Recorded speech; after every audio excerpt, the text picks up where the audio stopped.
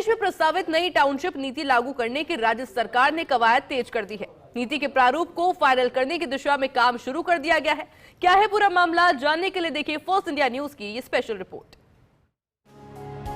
प्रदेश के शहरों में लागू मौजूदा टाउनशिप नीति वर्ष 2010 में लागू हुई थी। 24 साल पहले लागू इस नीति के बजाय नई टाउनशिप नीति लागू करने के लिए राज्य सरकार ने इस वर्ष 20 फरवरी को अधिकारियों की एक कमेटी का गठन किया था। इस कमेटी की ओर से तैयार प्रारूप पर आपत्ति और सुझाव भी आमंत्रित किए गए थे, लेकिन पिछले 2.25 महीने से मामला ठंडे बस्ते में रहा। लेकिन अब राज्य सरकार ने नई टाउनशिप नीति लागू करने की कवायद तेज कर दी है। आपको सबसे पहले बताते हैं कि नई टाउनशिप नीति के प्रमुख प्रावधान क्या है। नई नीति में फेज वाइज डेवलपमेंट का प्रावधान किया गया है। शहर के किसी भी हिस्से में टाउनशिप विकास की मंजूरी नहीं दी जाएगी। निकाय की एक अधिकृत कमेटी चरणबद्ध विकास के लिए क्षेत्रों को चिन्हित करेगी।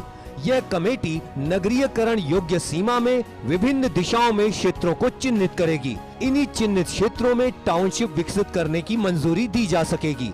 जब इस क्षेत्र के 75% एरिया का लेआउट प्लान हो जाएगा मंजूर, तब उसी दिशा में अगला क्षेत्र टाउनशिप विकास के लिए खोला जाएगा।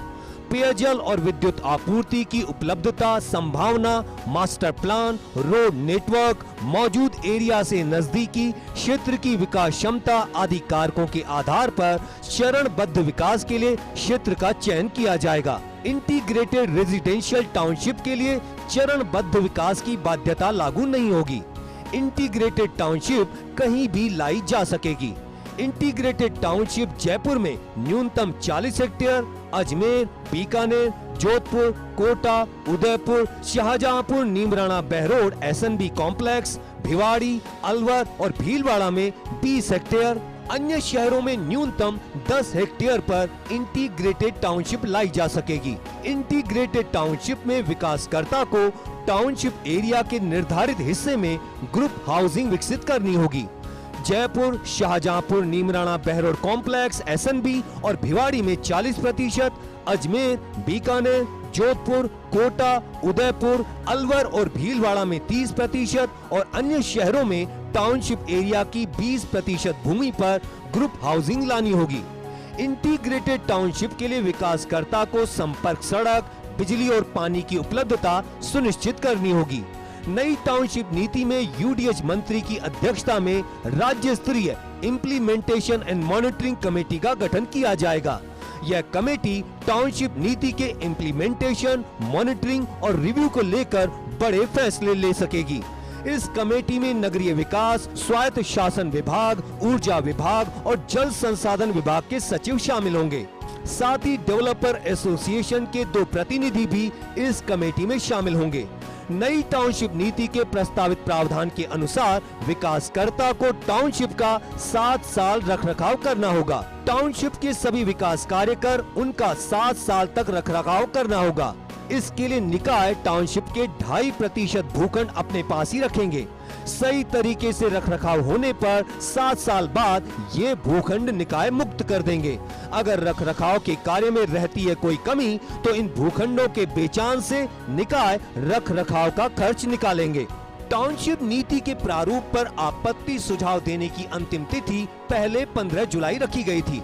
इसके बाद इसे बढ़ाकर 31 जुलाई और फिर और बढ़ाकर 20 अगस्त कर दी गई थी। खुद नगरीय विकास मंत्री झाबर सिंह खर्रा ने सभी मंत्री व विधायकों को पत्र लिखकर टाउनशिप नीति पर आपत्ति सुझाव मांगे थे। नई टाउनशिप नीति के प्रारूप पर 350 से अधिक आपत्ति व सुझाव मुख्य नगर नियोजक कार्यालय को प्राप्त हुए थे। आपको बताते हैं कि किस तरह के आपत्ति व सुझाव इस नई नीति को लेकर प्राप्त हुए हैं और सरकार ने प्रारूप को फाइनल करने की दिशा में क्या किया है।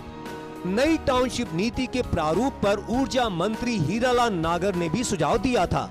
उन्होंने किसानों के हित का ध्यान रखने का सुझाव दिया। विधायक संदीप शर्मा और विश्वराज सिंह ने भी नीति के प्रारूप को लेकर सुझाव दिए। Township developers association of Rajasthan व क्रेडाई राजस्थान ने मौजूदा नीति को ही लागू रखने का सुझाव दिया है। विकासकर्ताओं के इन संगठनों का कहना है कि मौजूदा नीति में ही कुछ जरूरी संशोधन किए जाएं। इनका कहना है कि टाउनशिप के लिए एरिया बढ़ाने से छोटे विकासकर्ता काम नहीं कर पाएंगे। इस नई नीति के प्रारूप को तैयार करने के लिए जेडीए के निदेशक नगर नियोजन विनय कुमार दलेला के निर्देशन में कमेटी का गठन किया गया था। इस कमेटी में अतिरिक्त मुख्य नगर नियोजक शशिकांत और वरिष्ठ नगर नियोजक राजेश वर्मा भी शामिल हैं। 20 अगस्त को आपत्ति सुझाव मांगने की अंतिम तिथि के बाद से नई टाउनशिप नीति का मामला ठंडे बस्ते में था, लेकिन अब सरकार ने मामले में कवायद तेज करते हुए नई नीति के प्रारूप को फाइनल करने का काम शुरू कर दिया है। नगरीय विकास विभाग ने आदेश जारी कर प्रारूप तैयार करने वाली इसी कमेटी को प्रारूप को फाइनल करने की जिम्मेदारी दी है। यह कमेटी नीति के प्रारूप पर आई आपत्ति व सुझावों का परीक्षण करेगी। इसके अनुसार प्रारूप में आवश्यक होने पर संशोधन कर सकेगी। इसके बाद यह कमेटी प्रारूप को फाइनल करते हुए उसे सरकार के पास स्वीकृति के लिए भेजेगी।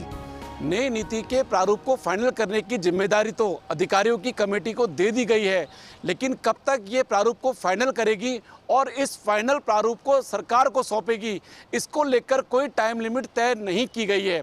लेकिन मामले में सरकार जिस तरह से एक्टिव है, उससे ये लगता है कि ये कवायद जल्द ही पूरी की जाएगी।